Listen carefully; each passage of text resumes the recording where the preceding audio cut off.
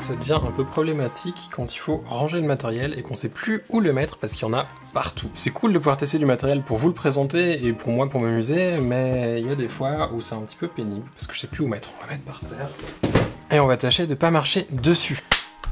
J'espère que vous allez bien. Aujourd'hui, on va parler un petit peu business. Une expérience personnelle, c'est qu'est-ce que ça m'a apporté de refuser des clients. Parce qu'il y a des gens qui penseraient certainement que refuser des clients, c'est perdre du business. Et je vais vous partager une expérience personnelle, c'est que j'ai refusé des clients en mariage qui m'ont apporté d'autres clients. C'est peut-être étonnant, et pourtant c'est vrai.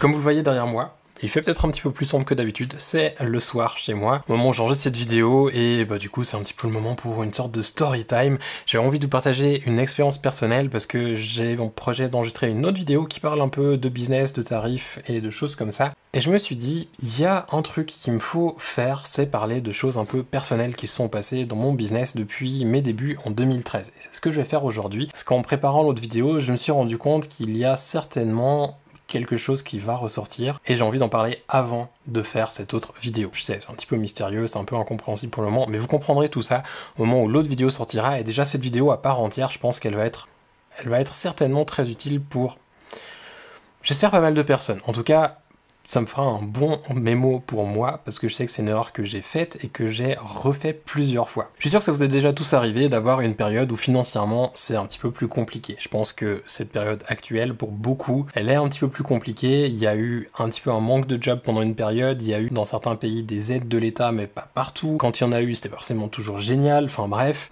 voilà. C'est une période particulière et je pense que c'est une période où pas mal d'entre nous, photographes, indépendants, créatifs, on est tentés de prendre des mandats, même si on n'en a pas forcément envie. Alors il y a des fois où forcément on n'a absolument pas le choix. On n'a pas le choix, on peut pas faire la fine bouche, il faut payer des factures, il faut nourrir, il y a des choses à faire et on est obligé d'avoir de l'argent qui rentre. Mais il y a une chose qui est très importante, et là vraiment c'est une grosse note à moi-même, c'est d'éviter les clients où on a un très mauvais feeling dès le départ. Il y a des clients où on sait qu'on manque d'argent, on va avoir besoin d'accepter le job, mais en même temps on a un extrêmement mauvais feeling, et moi ça m'est arrivé plusieurs fois de prendre un client en me disant bon, j'ai besoin de l'argent, je vais quand même prendre. C'est pas un client avec qui je sais que ça va bien se passer parce que on n'est pas sur la même longueur d'onde et ça va être très compliqué. Et à chaque fois ça a été effectivement la catastrophe derrière, où c'était des gros ennuis parce que c'était beaucoup d'heures passées à préparer, il fallait tout planifier, il fallait discuter, il fallait téléphoner, il fallait aller à des meetings, il y avait toujours beaucoup de choses en amont. Alors je dis pas ça dans le sens où j'aime pas préparer un shoot, très loin de là, je suis le premier à vouloir préparer un shoot et à discuter avec les gens avec qui je vais travailler, mais il y a des clients qui, je pense que vous le savez tout à fait, vous comme moi, qu'il y a des gens qui sont plus, qui demandent plus que d'autres et qui ont besoin de plus d'attention que d'autres. Et ça dépendra aussi de la communication qu'on a entre nous, parce que peut-être qu'avec un autre photographe ça a très bien passé, mais avec moi pas forcément. Et ça, je pense, ça peut arriver la même chose pour vous. C'est quelque chose que j'ai eu plusieurs fois, autant dans du mariage que dans du commercial, que du client privé. J'ai eu un petit peu dans tous les domaines ce genre de clients où on sait toujours, ils arrivent toujours à la même période de nos vies, c'est quand ça va pas trop bien, on sait qu'on doit accepter le job, mais en même temps on sait qu'on devrait pas. Et on est toujours plus attiré par l'argent que le fait de se dire non. Alors pourquoi est-ce que je dis qu'il faudrait dire non? C'est qu'en fait j'ai remarqué une chose, c'est que ces clients en général ont tendance à amener les mêmes genres de clients. La plupart vont amener le même genre de clients. Et si on a des clients comme ça qui ensuite parlent de nous à d'autres personnes, on va se retrouver avec ce même genre de clients dans nos pattes et ça va être très compliqué d'en sortir. Ça m'est arrivé, donc je le disais plusieurs fois, et j'ai appris une chose, c'est de dire non. C'est quelque chose qui est souvent très compliqué quand on est créatif, parce que d'une part on trouve souvent bizarre déjà d'être payé pour faire quelque chose qui est fun, parce qu'on a toujours dit depuis qu'on est tout petit que faire quelque chose comme profession, c'est pas forcément fun, c'est surtout pour faire de l'argent, pour nourrir sa famille, pour se nourrir soi-même et payer les factures. Et déjà des fois on se sent un peu coupable en fait de gagner notre vie de quelque chose qui est fun, et il faudrait pas, parce que c'est pas parce qu'on aime notre travail qu'on y prend du plaisir qu'on n'a pas le droit simplement de gagner aussi de l'argent comme tout le monde. C'est un travail, ça mérite un salaire. Si les gens nous contactent pour faire quelque chose, on a le droit d'être payé pour ça. Bref, je m'égare un petit peu je crois.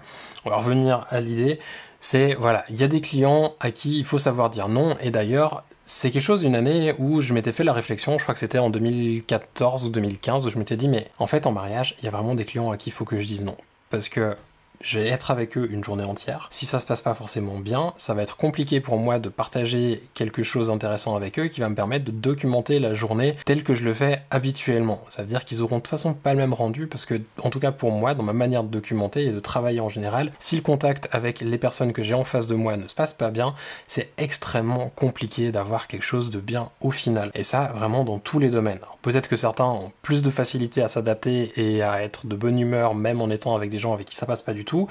Pour ma part, je sais que c'est compliqué. Et il y a des clients, du coup, en 2014 ou en 2015, je sais plus exactement, qui m'avaient contacté pour faire des photos de leur mariage. Et c'était prêt à me réserver là, au téléphone, je les avais au téléphone, et ils me disaient, voilà, on adore ce que vous faites, on veut l'offre que vous nous avez envoyée par email, ça nous intéresse vraiment, donc c'était une belle offre quand même, plus de 4000 €. Ils m'ont dit, mais il y a juste une chose, c'est que, voilà, ce genre de photos, comme vous avez fait là, on n'aime pas trop, parce que le cadrage est comme ci et comme ça. Sur celle-ci, le traitement de couleur nous plaît pas forcément, puis on aimerait bien que ce soit un petit peu plus centré sur nous que sur les invités, ou peut-être c'était l'inverse, je sais plus. Et puis en fait, on aimerait bien aussi un peu moins de noir et blanc, et puis un peu plus de ça, et peut-être si vous avez aussi moyen de faire de la vidéo, enfin bref, ils me demandaient tout plein de choses qui n'étaient pas du tout dans mon style.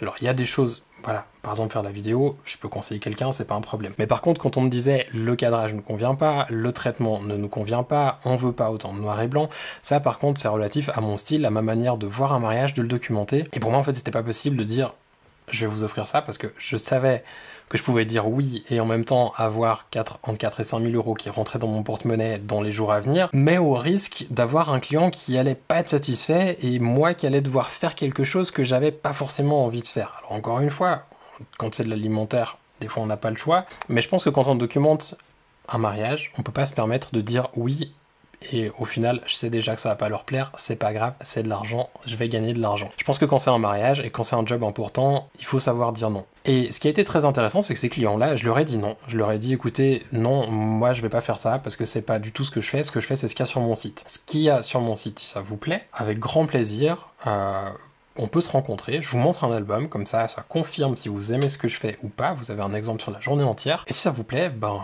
voilà, on y va, on réserve, et la date elle est pour vous, il n'y a pas de souci, et je serai le premier heureux de pouvoir travailler avec vous. Maintenant, si vous me dites que ce qu'il y a sur mon site ça ne vous plaît pas, que vous trouvez que ça présente bien, mais qu'il y a des choses qui vous plaisent pas, et que c'est vraiment des choses qui sont fondamentales, notamment le cadrage, s'ils aiment pas ma manière de cadrer, ça va être compliqué. Et en fait, ces clients, donc je leur ai dit non, et la personne que j'ai au téléphone, c'était le marié, et il était un petit peu choqué.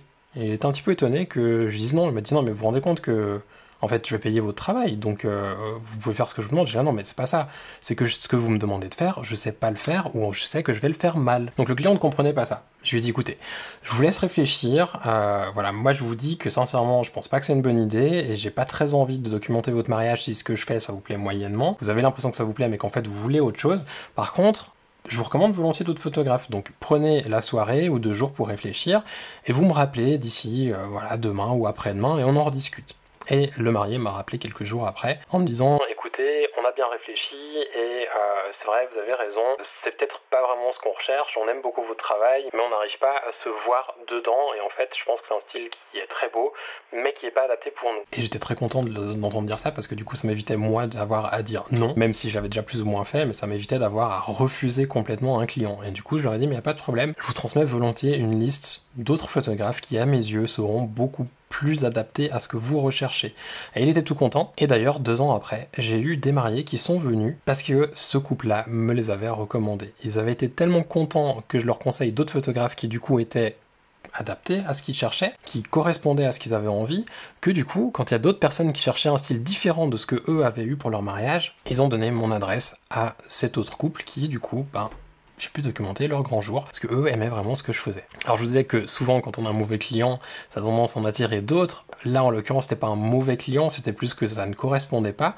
Et dire non, c'est pas juste parce qu'on sent qu'avec un client ça va passer, mais c'est aussi dire non parce que le client nous demande de faire quelque chose qu'on n'est pas prêt à faire. Et ça, je pense que c'est vraiment très important, c'est de savoir dire non. Et même quand des fois on a l'impression qu'on est obligé de dire oui parce que financièrement on peut pas refuser. Ce qu'il faut surtout se dire, c'est que avant que le client nous appelle, même pour 4000 €, ces 4000 € de toute manière, ils allaient pas rentrer. Il y avait de toute façon pas 4000 € qui allaient rentrer. Donc prendre 4000 € pour ensuite se retrouver dans la merde, parce qu'on a un client qui est pas content, qui va nous faire de la mauvaise pub, et donc potentiellement nous ruiner un petit peu notre réputation dans certaines régions ou auprès de certains réseaux, je pense que c'est une c'est vraiment une catastrophe parce que là ça nous coûtera beaucoup plus que 4000 euros, ça va nous coûter de l'argent plus que ce que ça va nous faire rentrer. Donc réfléchissez toujours bien et prenez en considération le côté faire rentrer de l'argent et le côté ça risque certainement de mal se passer et de faire vraiment de la mauvaise pub. Parce que ça je pense qu'on le sait tous, la bonne pub elle circule beaucoup moins vite que la mauvaise pub. La mauvaise pub elle circule vraiment très vite. Tout ça pour dire,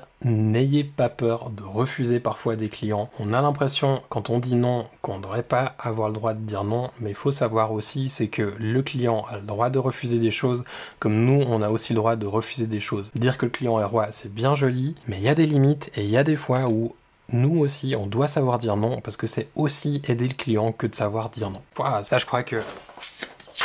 je vais faire un t-shirt, ça va être pas mal. Petite phrase de la soirée, je suis content.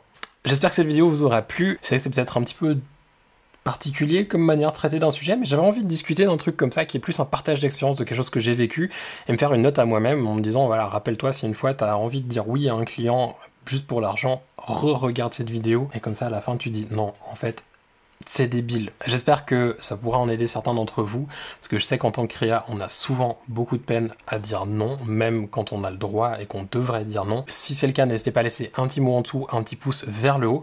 Si vous avez un avis différent, n'hésitez pas non plus, juste en dessous, à lâcher votre haine, parce que je sais qu'il y en a toujours qui se font plaisir dans les commentaires. De toute façon, ce qu'il dit, c'est du caca. Et il en a plein la bouche. Et ça coule.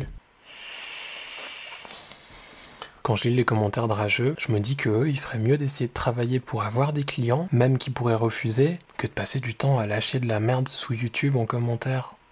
Mais visiblement, il y en a qui n'ont pas compris en fait. On va en rester là. Comme je vous l'ai dit, il y a d'autres vidéos qui arrivent sur le business tout bientôt. Je suis en train d'en rédiger une parce que c'est là j'ai besoin de l'écrire et de la mettre au clair dans ma tête avant de la partager avec vous. C'est de nouveau un sujet peut-être un petit peu plus délicat où je sais que ça risque de pas mal discuter, donc ça va venir, vous inquiétez pas. En attendant, je vous souhaite de passer une belle journée ou une belle soirée et je vous dis à bientôt. Ciao! Avant qu'on parte, j'ai oublié, je vous l'ai pas encore montré. Je sais pas si on arrivera à zoomer sans voir ma tronche en gros. Je pense que ceux qui aiment les plantes savent déjà ce que c'est. Et ceux qui ne savent pas, je vous en parlerai bientôt, je pense. J'ai assez envie de vous parler un petit peu de plantes une fois.